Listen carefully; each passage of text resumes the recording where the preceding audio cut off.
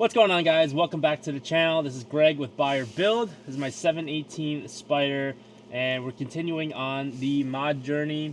We just put on the full Klein exhaust. That's a pretty major mod with the headers, the over axle pipes, and the rear section. Now we have something smaller today. We're doing a Raceseng weighted shift knob. We got this on Renlist from another user for only $100. This is such a nice modification. It's going to improve the feel of the shifter, give us a weight so that the throws are going to be really crisp and go into gear really nicely. For $100, we got this used shift knob. It's in really good condition. It's just a weighted black shift knob, perforated leather with the black coin cap. A little bit of a mismatch with the rest of the interior and the Alcantara boot. Doesn't really bother me, honestly. And Raceseng, actually, they closed business in the late December, so can't buy these brand new anymore, and we would have to go to a different brand if we wanted to do that. But like I said, for the money we paid, it was kind of a no-brainer mod to do. So to actually install one of these, fairly simple. You just need a couple of these panel popper tools. You want to go around the shift boot on each 4 corners and just pop it out of place. And you know, we use plastic because we don't really want to mar anything. There we go. We popped out the right side. All right,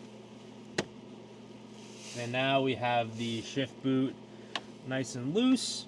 Down here, you're gonna grab the boot at the bottom, and so we just twisted it counterclockwise, and the whole shift boot collar kind of rotated. And now we're just gonna pull up on the shift knob and go straight up like that. So we were watching the Obsessed Garage one, and he's like, oh, you're gonna shoot it straight up into the roof, but that came off pretty easily. That's what the bottom of the shift boot is gonna look like. You know, it's literally just held in by a collar. It's not like a twist to shift knob. And here is the shifter. Literally, there's no threads on here. Now, the Raceseng shift knob has a thread-in portion into the knob itself, and then this has Allen key set screws on each side, and that looks like a 3mm. I'll double check in a second, but this is going to slide onto the shift lever essentially like that, and you could adjust the height of the shift knob how you want it. And then once you set the screws, the shift knob then threads into this, and then you'll have your shift knob nice and tight on the car. All right, now we got the shift knob off. The next thing that we're gonna do is lock the insert into the boot, and they provided us with a zip tie. So we just insert it. We're gonna get it down below the set screws.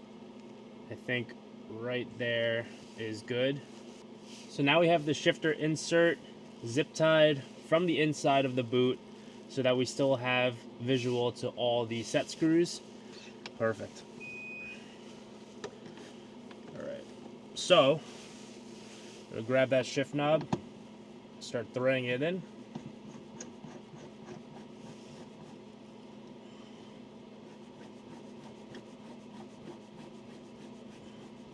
That looks pretty good right there. Pop that back up. Now we're going to tighten the set screws. Should be good to go now. And then the shift boot just pops right back into place.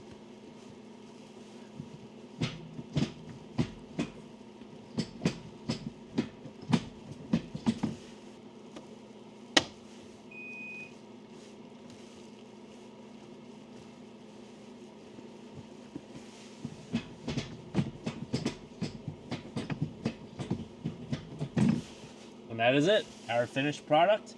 That shift knob looks really good. So we'll see how this is with the height.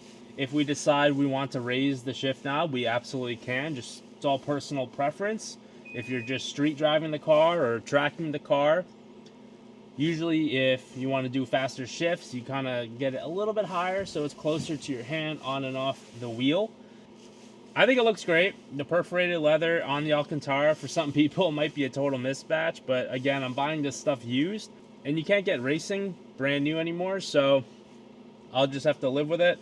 Honestly, I kind of like the difference in it. As you can see, the boot still has plenty of room. It's not getting stretched out whatsoever. And we have the Alcantara. Doesn't look too bad from the perforated leather.